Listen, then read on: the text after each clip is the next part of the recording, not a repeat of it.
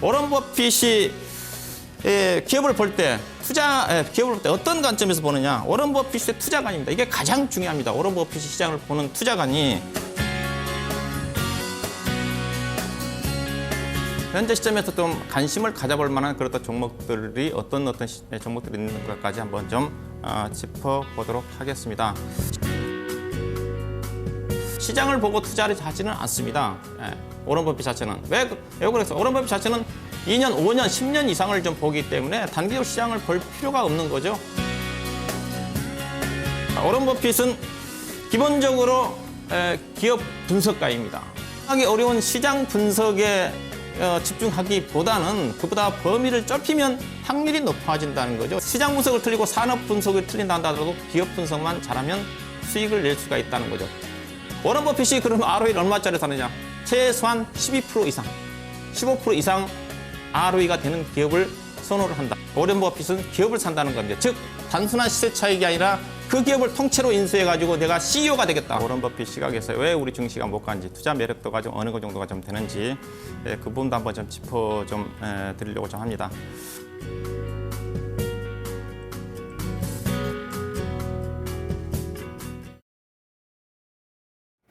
네, 박준현 운용령 만나보겠습니다. 안녕하세요. 네, 반갑습니다. 박준현입니다. 네, 조정기의 전략이 필요할 것 같습니다. 이야기 전해주시죠. 네, 그렇습니다. 오늘 시장 어제 오늘에서 조정 국면이죠.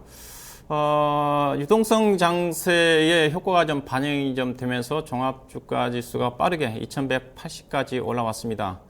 어제부터 외국인들에 의한 유동성이 많이 좀 유축이 좀 되고 있는 거죠. 외국인들이 좀 주식을 사지 않는다면 최근에 이제 국내 기업들이 실적이 좋기 때문에 조정폭은 크지는 않겠지만은 당분간 쉬어가는 움직임이 전개될 수밖에 없지 않겠는가. 그렇게 좀 봐야 될 것 같고요. 시장은 이제 유동성 장세에 대한 기대감에서 좀 벗어나서 이제는 다시 실적이 어느 정도 발표가 좀 됐고 그에 따라서 실적이 차별화되는 그런 시장으로 전개될 가능성이 크다고 보시면 될 것 같습니다.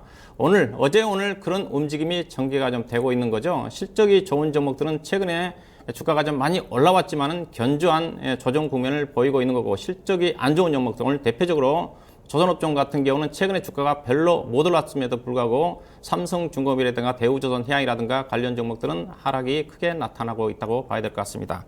그래서 제가 오늘 주제 내용 자체가 이제부터는 실적 차별화라는 거죠. 유동성 장세. 물론 한 차례 그리스 문제가 해결이 좀 되면서 유동성 효과가 좀 반영이 좀 되면서 효과가 나타날 가능성이 크지만은 이제는 유동성 효과보다는 실적에 따른 차별화 장세를 염두에 두고 매매를 해야지 종합주가지수를 상회하는 그런 수익을 내지 않겠는가. 그렇던 관점에서 오늘 제가 얘기해 드릴 주제는 차별화 장세 수익 전략이라는 주제를 가지고 말씀 좀 드리도록 하겠습니다. 오늘 딱 그런 주제 자체가 맞아떨어지는 그런 흐름이 되지 않겠나 생각이 좀 되는데요. 자, 일단은 저는 제목 자체를 상대 가치 저평가 종목에 투자라, 그렇게 일단 좀 제목을 좀 잡아봤는데요. 일단 좀 전에 말씀 현재 시장 자체가 유동성 장세 이후에 이제 실적 차별화 장세가 전개될 가능성이 크다고 좀 봐야 될 것 같고, 실적 장세에서는 결국은 실적이 좋은 종목들만 계속적으로 가게 되는 거고, 실적이 안 좋은 종목들은 소외를 받게 되어 있습니다. 유동성 장세에서는 실적과 무관하게 낙폭이 컸던 종목들 중심으로 해서 상승하는 그런 국면이 좀 전개가 좀 되는데, 실적이 발표된 이후에서는 결국은 실적에 따른 차별화가 진행이 좀 된다는 관점에서 이런 어떤 부분들을 염두에 두셔야 될 것 같고요. 시장이라는 것 자체가 똑같이 움직임이 전개되지가 않죠. 물론 최근에 이제 이 시장의 유동성이 좀 확대가 좀 되면서 전반적으로 골고루 움직임이 전개됐지만은 유동성이 제한적으로 전개된다 한다면 결국은 실적이 좋은 종목들만 계속 가고 안 좋은 종목들은 시장에서 소외를 받을 가능성이 크다는 거죠. 시장에 내에서도 상당히 단기적으로 1년을 기준으로 본다 한다면 상당히 차별적으로 많이 진행이 됐습니다. 크게 보면 수출주보다는 내수주 중심의 강한 상승 움직임이 코스피 시장에서 전개가 됐고, 또 다른 측면에서 코스피와 코스닥 시장 간에서는 코스닥 시장이 압도적으로 상승률이 높았죠. 1년을 기준으로 본다 한다면 코스닥 시장은 거의 지수로 따지면 50% 가까이 상승했고, 코스피 지수 같은 경우는 거의 5%밖에 못 돌아가는 그런 차별화가 좀 전개되는데, 코스피 시장 내에서도 좀 마찬가지죠. 코스피 시장 내에서도 업종으로 따진다면 1년 동안 기준으로 본다 한다면 건자재 섹터가 소속되어 있는 비금속 감물 업종이 업종 지수가 100% 넘게 상승을 했고, 반면에 가장 부진한 업종인 수출주의 대표적인 종목인 포함이 되어 있는 운수장비업종, 자동차가 포함이 된 운수장비업종은 작년 이맘때 시점을 본다면 종합주가지수는 거의 6%, 7% 정도 올라갔는데 거의 20% 넘게 하락하는 그런 차별화가 전개되는데 이 부분 자체는 결국은 실적이라 좀 봐야 될 것 같습니다. 그래서 일단은 현금 돈이 많다고 한다면 전체적으로 포트폴리오를 구성을 해가지고 요즘 같은 장에서 특별하게 아주 나쁘지 않으면 무난하게 상승이 좀 가능합니다. 그렇지만은 한정된 자금을 가지고 투자하기 위해서는 가장 업황이 좋아지는 업종을 선택해야 되는 거고 그 업종 내에서도 가장 실적이 좋아지는 종목을 선택을 해야지 추가적인 수익을 좀 내릴 수가 있다는 거죠. 모든 업종에서 똑같이 실적이 좋아지는 건 아니기 때문에 그렇던 관점에서 상대 가치를 비교를 통해서 가장 탑픽 종목을 뽑아내서 매매하는 전략 자체가 중요하지 않겠는가 그렇게 좀 말씀 좀 드리고 싶고 자 예를 들어서 좀 보도록 하겠습니다. 얼마만큼 차별화가 극심하게 심해졌는지 자 작년 이맘때 작년 3월달 기준으로 해서 서울 반도체와 LG 이노텍을 가지고 평가를 해보도록 하겠습니다. 이 LG 이노텍과 서울 반도체 당시 3월달, 4월달 시점에 증권회사에서 가이던스로 추정한 실적입니다. 이 자체는 매출액은 LG 이노텍이 서울 반도체보다 거의 5배 가까이가 많죠. 작년 이맘때 작년 4월달에 어떤 내용이 나왔었냐면 서울 반도체에 대해서는 약간 부정적인 전망이 나왔었고 LG 이노텍에 대해서는 실적이 뚜렷하게 좋아진다면서 증권회사에서 실적이 상향 조정되는 그런 시점이었습니다. 당시 주가가 3월달, 4월달 본다면 서울 반도체 주가가 48,000원이었고 당시 LG 이노텍 주가는 95,000원이었습니다. 근데 여러분들이 이 표를 본다고 한다면 이 표는 여러분들이 제가 전문가로서 아니라 여러분도 충분히 HTS를 통해서 접근이 가능한 자료입니다. 즉 여러분들도 이런 자료를 가지고 평가를 해볼 수가 있다는 거죠. 상대가치 측면에서 LG 이노텍을 사야 될지 서울 반도체를 사야 될지를 제가 말씀드리는 부분인데 자 당시에 LG 이노텍이 당시 추정 EPS가 6,344원이었고 서울 반도체가 1,699원이었습니다. PER로 따지면 LG 이노텍이 12배였고 서울 반도체가 24배였죠.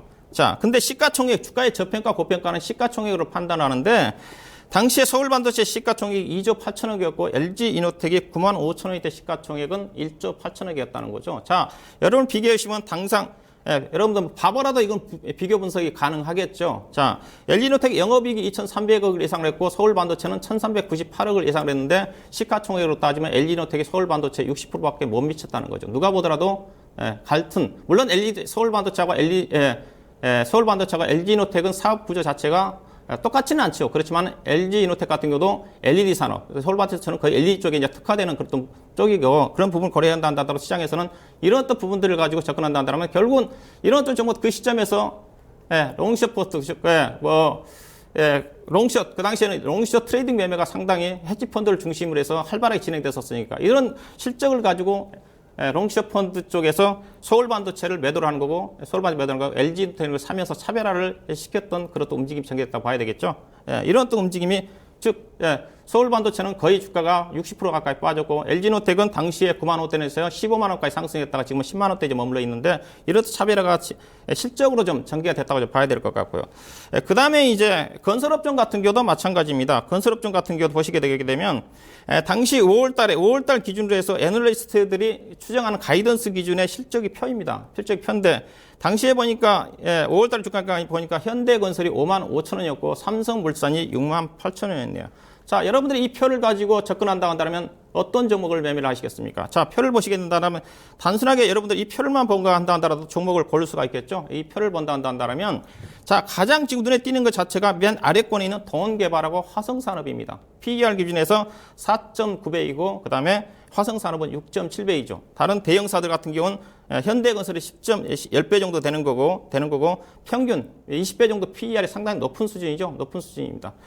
그 시점에서 가장 많이 뜬 게 이제 현대산업이 주가가 좀 많이 떴지만은 다른 여타 종목들은 지금도 주가가 빠져 있는데 당시 시점에서 가장 투자 매력도가 판단 지표로 가장 큰 동원개발하고 화성산업은 주가가 어떻게 되느냐. 당시에 동원개발이 22,000원인데 최근 5만 원까지 갔고 화성산업이 주가가 당시에 1,500원인데 2만 원 정도까지 21,000원까지 올라갈 줄로 100% 이상 상승을 한 거죠. 그렇죠. 작년에 제가 뭐 화성산업 같은 경우 이 시점에서 만원대 방송에서 많이 언급해 드렸던 부분이고, 동원개발 같은 경우는 제가 작년 11월 달부터 레전드 방송을 통해서 많이 언급해 드렸던 종목이죠. PER 낮은 종목. 상승 추세가 전개되고 있다는 거죠. 이거는 결국은 표를 통해서 실적 차별화 장세에서 여러분들이 종목을 충분히 골라낼 수 있는 그런 포인트가 된다고 좀 봐야 될 것 같고요. 다음을 본다 한다면 주정업체 같은 경우도 마찬가지죠. 작년에 주정업체들이 상당히 시장에서 저도 소주가 시장에서 활성화되면서 상당히 주목을 받았던 시점입니다. 주정업체 같은 경우 매매를 한다 한다면 진로 발휘하고 상해 에탄올을 여러분들이 비교 분석을 통해서 표를 작성해 볼 수가 있는 거죠. 자, 여기서 보긴다 한다면 가장 눈에 띄는 게 시가총액을 가지고 여러분 저평가 고평가를 판단해야 되는 겁니다. 시가총액을 따지면 무학이 시가총액이 가장 높은 수준이고 가장 시가총액이 낮았던 게 그 당시에 상해 에탄올 주가가 16,000원대였었습니다. 16,000원대 시가총액이 1,400억이었습니다. 근데 본다 한다면 이 규모로 따지면 진로 발효와 일단 비교를 해볼 수가 있겠죠. 단기 순이익으로 따지면 진로 발효가 150억이고 상해 에탄올이 138억입니다. 즉 단기 순이익으로 따지면 별로 차이가 안 나는데 시가총액은 거의 진로 발효하고 상해 에탄올과 차이가 많이 난 거죠. 당연히 이 시점에서는 진로 발효라든가 무학을 사는 게 아니라 상해 에탄올을 매매를 해야 된다는 거죠. 그런 어떤 부분을 볼 수가 있는 거고. 다음은 이제 하학업종입니다. 자, 하학업종은 자, 2월 달에 우리 투자자만 합동 강연회 때 제가 하학업종 담당이었기 때문에 이 표를 가지고 제가 업종 대강연에 제가 아르테올에서 했던 자료이기도 하죠. 자, 이 시점에서 제가 가장 탑픽 종목을 골라드렸던 종목이 대한유화였었습니다. 당시에 보니까 자료를 보니까 올해 2월 7일 날 합동 강연을 보니까 대한유화가 82,200원이었네요. 하학업종에서 탑픽 종목을 대한유화를 골랐던 부분 자체는 여기죠. 단순하게 이 부분도 같이 보면 대한유화가 PER이 7.9배였습니다. 그렇죠? 7.9배였고 당시에 LG화학에 대한 추정 실적이 2월 달 기준에서 본다면 올해 단기 순이익이 1조 1,000억대에서 주당 EPS가 16,000원대였기 때문에 PER 기준에서 13배였다는 거죠. PBR도 가장 낮은 수준이었습니다. 자, 현재 시점에서 주가가 어떻게 됐습니까? 자, LG화학, 롯데케미칼 주가는 저점에서 당시 주가에서 현재 주가 본다면 40% 떴고요. 대한유화 주가는 얼마 떴습니까? 150% 가까이 떴더라고요. 150%. 이게 이제 업종 내에서 종목 차별하는 거죠. 이 부분 자체는 결국은 숫자는 거짓말 하지 않는 거니까 표를 가지고 여러분들이 접근한다면 충분히 이런 어떤 부분들을 끄집어낼 수가 있다는 거죠.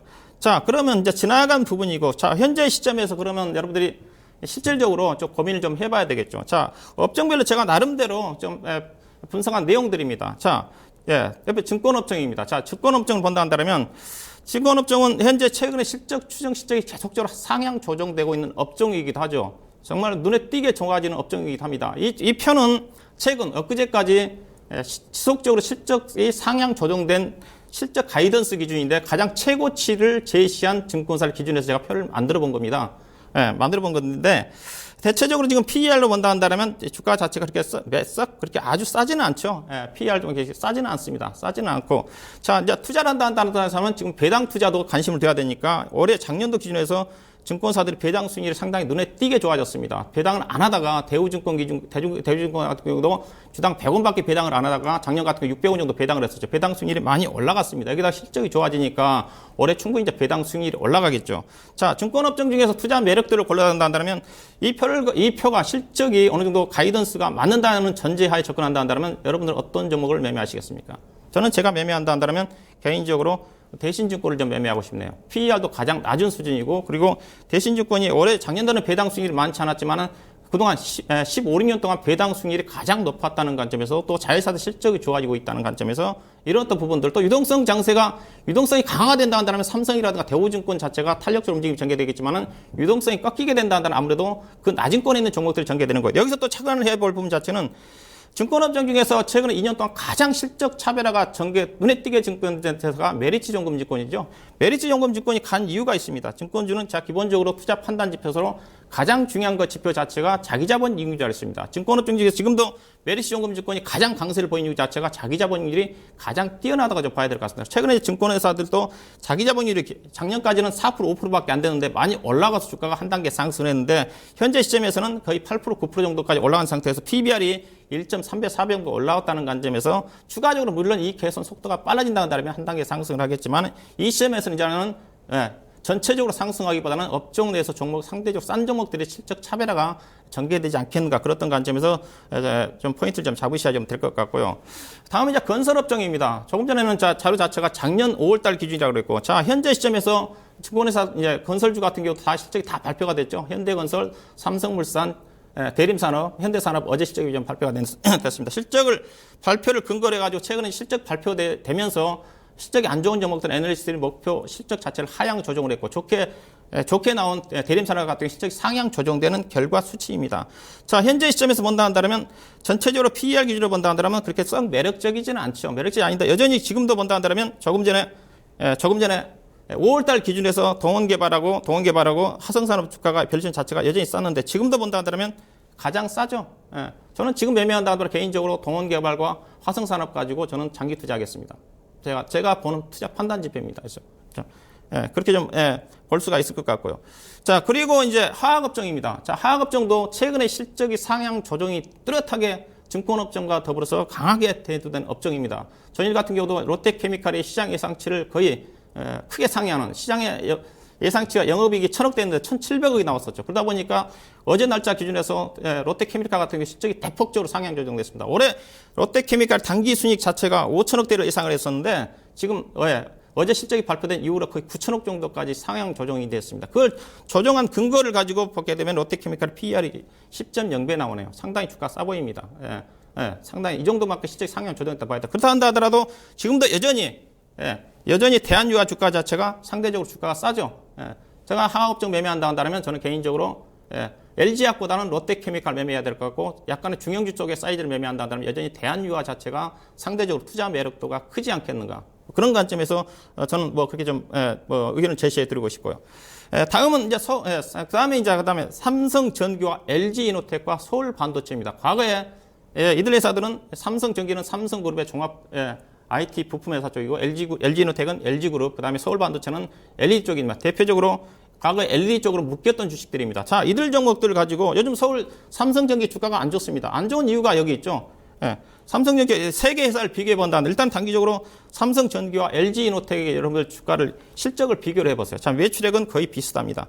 자, 영업이익도 거의 삼성전기와 LG이노텍 비슷합니다. 자, 그러면 여러분들이 시가총액을 가지고 판단해 봐야 되겠죠. 자, 삼성전기가 전일 시가총액이 5조 원이네요. LG이노텍은 시가총액이 2조 5천억입니다. 자, 영업이익이 거의 비슷합니다. 물론 재무내용사를 본다 한다면 삼성전기가 부채 비율이 상당히 낮습니다. 그걸 고려한다 한다면 최근에 매출액 성장률이라든가 또 LG이노텍과 또 자동차 부품 쪽에 참여하는 그런 성장세 감안한다 한다 상대적으로 여전히 삼성전기보다는 LG이노텍이 투자 판단 지표로 본다 한다면 비교를 본다 한다면 유리하다고 볼 수가 있는 거고 서울반도체는 비교할 수가 없죠. 주가 자체가 상당히 비쌉니다. 비싸죠.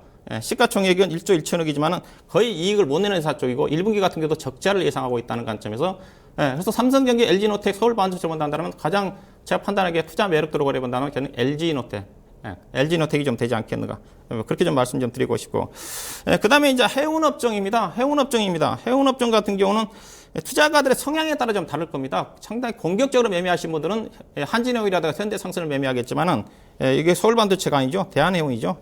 제가 오타가 났네요. 대한해운인데 현대상선하고 생주 매매한다 한다면 아직까지 현대상선하고 이쪽은 자본 잠식입니다. 자본 잠식이기 때문에 정말로 해운업황이 강하게 좋아지지 않는 한 만약에 안 좋아진다면 또다시 증자를 한다든가 자본 압축한다든가 그런 또 불확성이 있는데 대한해운 같은 실적 자체가 상당히 안정적이고 부채 비율 자체가 뚜렷하게 나타나 있죠. 부채 비율은 한진해운과 현대상선은 부채 비율이 거의 800%입니다.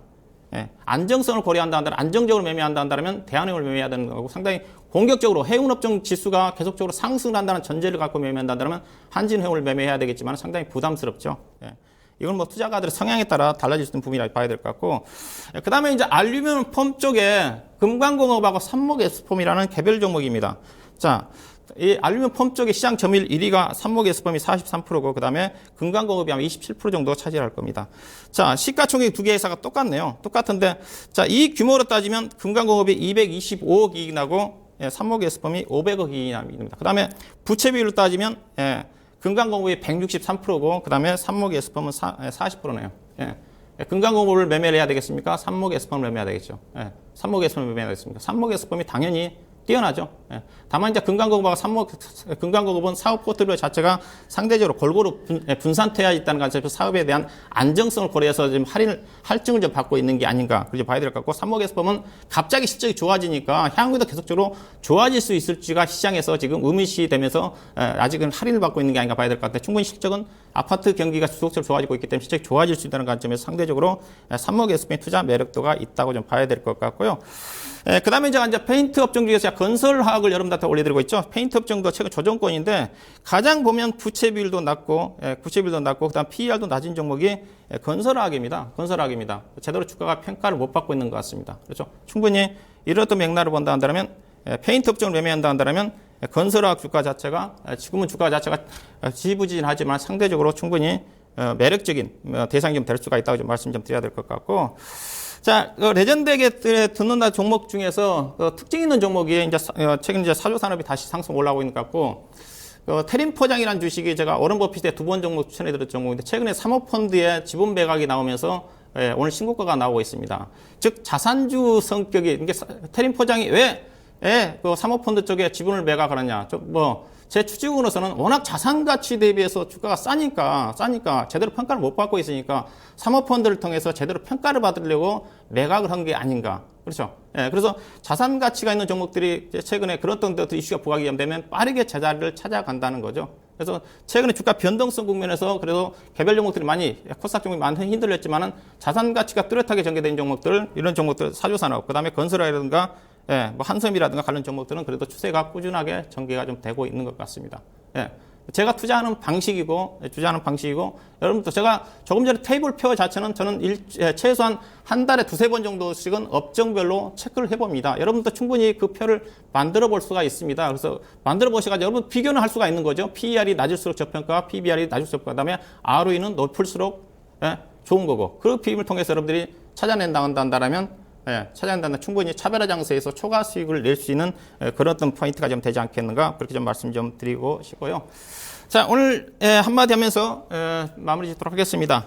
자, 오늘 강의 내용이죠. 차별화 장세, 상대 가치 비교를 통해서 최고의 종목에 투자하라. 지금은 이제는 무턱대고 유동성 장세 이후에 실적 장세니까 이 종목이 같은 업종에서 묻어가겠지 하는 것보다는 업종 내에서 정도의 테이블표를 만들어서 최고의 종목을 가지고 여러분들이 투자를 해야 초과 수익을 낼 수 있다. 그런 의미 쪽에서 오늘 강의 주제를 염두에 좀 두시면 될 것 같습니다. 자, 오늘 내용은 여기까지입니다. 고맙습니다. 네, 오늘 전국적으로 비도 오고 우리 주식시장은 조정을 받는 수요일 오전장이었습니다. 자, 지금 호텔 신라가 낙폭을 더 키우고 있는데요. 지금 10% 이상, 12%까지 급락을 합니다. 우리 증시 조정 요인으로 거론이 됐었던 엔저 여파인데요. 엔저 때문에 요우커들이 노동절 연휴 동안 일본에 더 많이 방문할 것이다. 특히 면세점에서도 수입 품목들이 우리나라보다 일본 면세점이 25% 더 싼 제품들도 나타나고 있다고 합니다. 이런 부분들 좀 수출주뿐만 아니라 이런 면세점이나 화장품주로도 투자 심리 영향을 주고 있다는 점 확인하시면서 조정기 잘 거치시길 바라겠습니다. 내일 뵙겠습니다.